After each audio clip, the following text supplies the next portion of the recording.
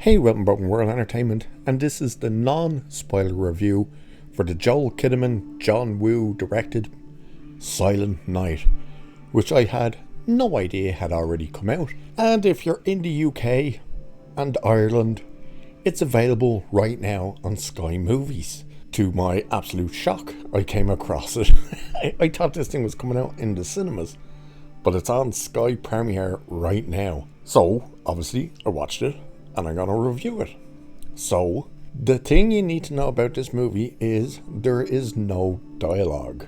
Yes, you may have heard that before about this movie, especially when I did the video for the trailer, that apparently there was no dialogue. I was expecting that only to be from Joel Kinnaman, that he wouldn't have dialogue. He doesn't utter one single word in the entire movie, but no does anyone else, except two people. The woman who plays his wife says one thing to him, which is, it's gonna be alright, and the guy who plays the cop, he says something when someone hands him a piece of paper. I think he says thanks or something, but it's when they speak, or I should say when they spoke, it's very low, so it's almost not there. When they do other moments where you would think, okay, there's gonna have to be speaking in this scene, like when he wakes up in hospital, you're expecting, oh, obviously the wife is going to say something to him, and the nurse who comes wandering. What they do for that scene, though, is a bird comes and lands on the window ledge outside. A horrible CG bird. It's the only real kind of thing in the entire movie that you go, ooh, it's just this weird CG bird. But right as they're about to speak, you go out and see in the window from the bird's perspective, so you can't hear them. Where you do hear voices and dialogue is radios. Anytime a radio is playing, you hear whatever is being said on the radio, whether it's a song, whether it's just a DJ, whatever, you hear on the radio. And the police radios, so he has a police scanner, so you can hear that. That's it. You never actually physically are with people when they have conversations or anything. No one, not even the villains. And the way they get around him and the wife having a conversation is she texts them, and I'll get into that. So what is the film? Well, you'd have seen from the trailers, his son is killed and he goes for revenge. Now, the way it's done is quite smart, because they don't do the whole thing of his son's just died, he's going to go on a rampage, and the next day or something he, lock and loads and off he goes. What they do is, the movie opens with him in the Christmas jumper and the sleigh bell around his neck, which you see in the trailer. That's the opening of the movie, and he's chasing the two cars who were doing the shooting at each other. They're two feuding gangs, and one of the stray bullets hit his kid and killed his kid. He chases the car and he hits one of them with the bar in the window. You see that in the trailer, so again, that's not a spoiler.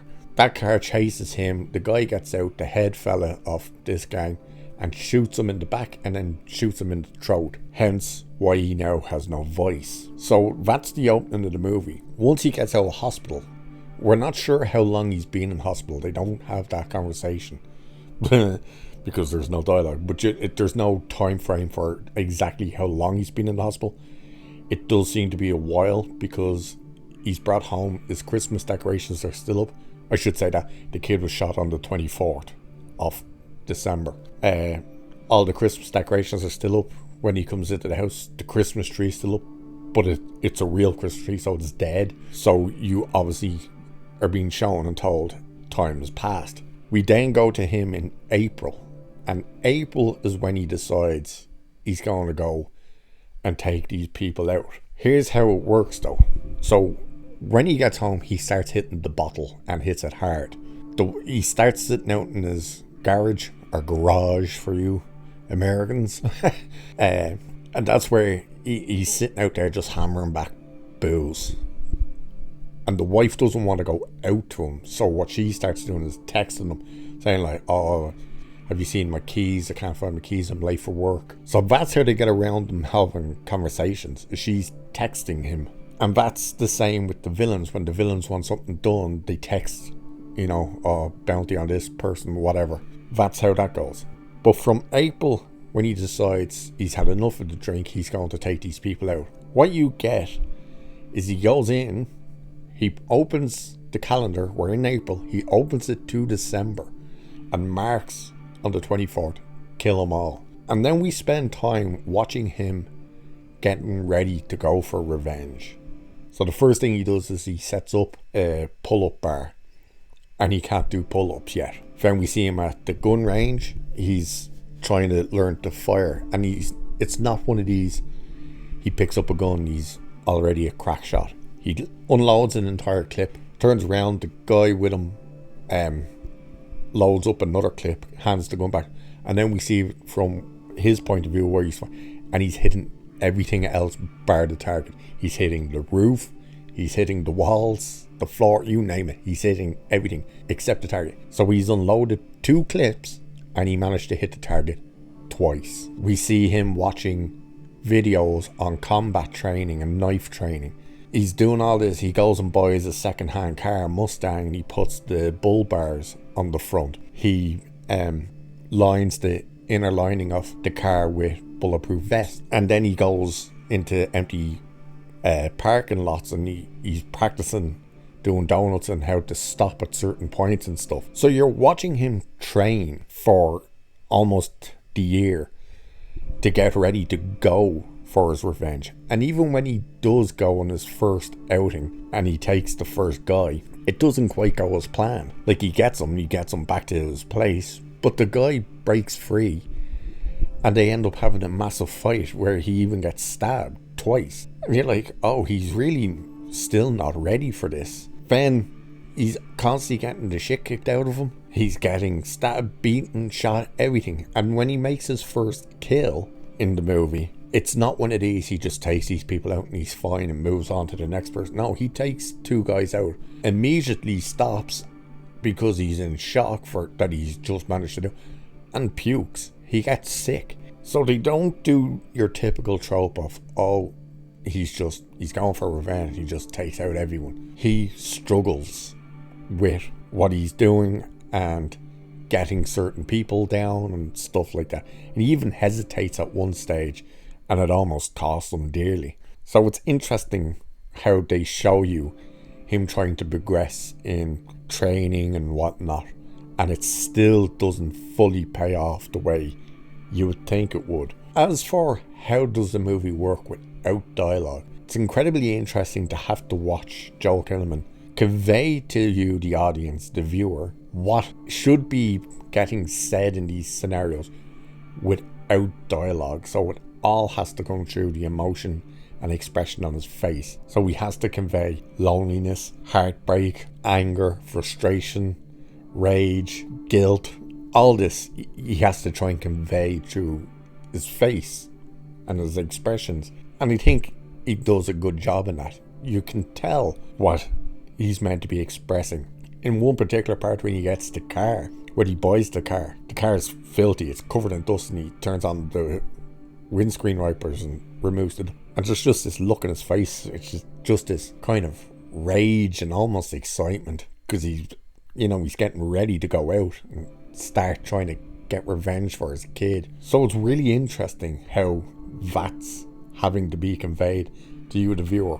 A movie with no dialogue whatsoever. And there is a few flashbacks to him with the son and stuff, and obviously you're meant to be hearing talking, but what they do is, because it's a flashback, it's kind of muffled. It's not actual sentences, so they're not actually talking, but you can see it's meant to be where they would be talking. So it's an interesting take, and I think this is John Woo's first movie done for Western audiences, like filmed in America and stuff, probably since Mission Impossible 2, which was what, 2000, 2001? I think it was 2000.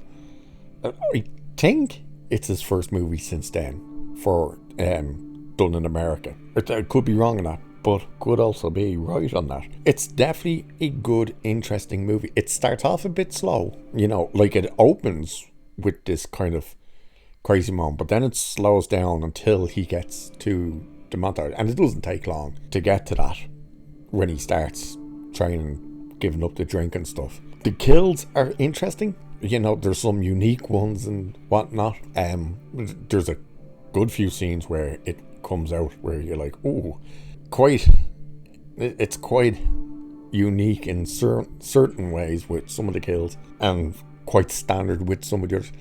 There's only one shot actually there's two shots in the entire movie. One of them I think was just they set up the camera wrong and just went, just leave it. The other is a weird one. So the first one, that's the really weird one, is right at the beginning when he gets shot and he's taken to the hospital. The wife arrives at the hospital and they do this weird thing, and I don't know what it's meant to try and convey, but it's weird. They do this kind of freeze frame, but a close-up on her eyes, and then it stops and we're watching her run again, and then it does it again, and then one more time.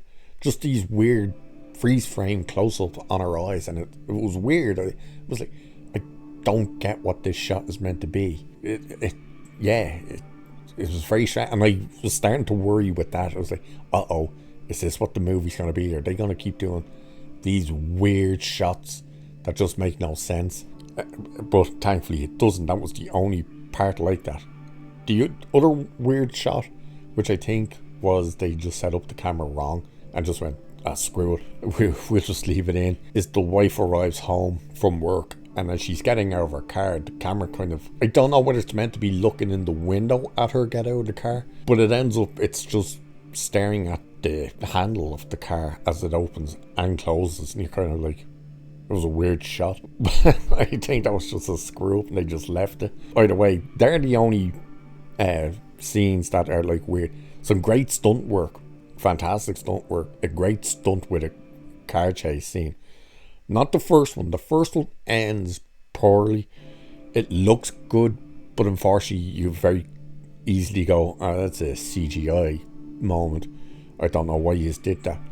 The next one, however, is not a CGI moment and looks great. I would recommend it. As I said, it's out right now.